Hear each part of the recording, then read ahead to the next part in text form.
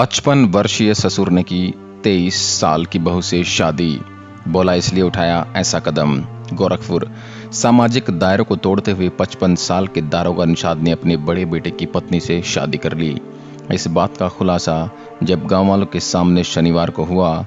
गांव वालों ने जब दरोगा के पीछे की वजह पूछी तो उन्होंने शादी को अपनी मजबूरी बताया। जानिए क्या है पूरा मामला। जंगहा इलाके के डीह घाट गांव निवासी दारोगा निषाद ने बीते 13 जून को अपने बड़े बेटे की पत्नी पुन्नू देवी 33 साल से शादी कर ली। दोनों ने गुपचुप तरीके से मंदिर में विवाह किया। शनिवार को जब दोनों के इस रिश्ते का खुलासा हुआ तो गांव के लोगों ने दरोगा से इसके बारे में बात की। दरोगा ने बताया, यह शादी करना मेरी मजबूरी थी। मैंने सिर्फ अपने बेटे की बेवफाई के बाद बहू को नई जिंदगी देने के लिए यह कदम उठाया है। बेटे की हरकत पर मैं शर्मिंदा हूँ। मेरे बेटे दिलीप ने किसी और लड़की से शादी कर ली है। दूसरी शादी के बाद उसने घर आना जाना भी बंद कर दिया है। बहू के ऊपर 4 बच्चों की जिम्मेदारी है। मैं चाहता था कि वो अपनी जिंदगी में आगे बढ़े, इसलिए मैंने उसका हाथ थाम लिया। 4 साल से घर नहीं लौटा बेटा। दारोगा के बड़े बेटे दिलीप निषाद 2011 में नैनपारा निवासी पुन्नू देवी से शादी की थी।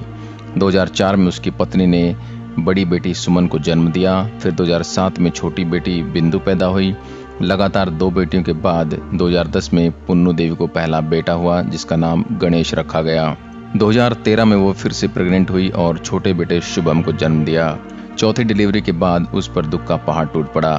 दूसरे गांव जॉब के लिए गए दिलीप ने वहीं दूसरी शादी कर ली। दारोगा के मुताबिक उनका बड़ा बेटा आखिरी बार 2013 में ही घर आया था। गांव वाले बोले ससुर बहू के संबंधों पर बेटे को था शक। एक और जहां दारोगा अपने बेटे को बेवफा बता रहे हैं, वहीं गांव वाले उन्हें ही दोषी मानते हैं। गांव निवासी रामशरण ने बताया, दिलीप रोजी रोटी की तलाश में कई शहरों में जाकर काम करता था। इसी बीच दारोगा और उसकी बहू के बीच नजदीकियां बढ़ती चली गई। एक बार घर लौटे बेटे ने दोनों को आपत्तिजनक हालत में भी देखा था। बेटा बहू के बीच इसी बात के कारण आए दिन झगड़ा होता था। अब दादाजी को पापा कहेंगे बच्चे। लेफ्ट से गणेश 7 साल, शुभम 4 साल, बिंदु 10 साल, दारोगा निषाद, पुन्नू देवी और सुमन 13 साल।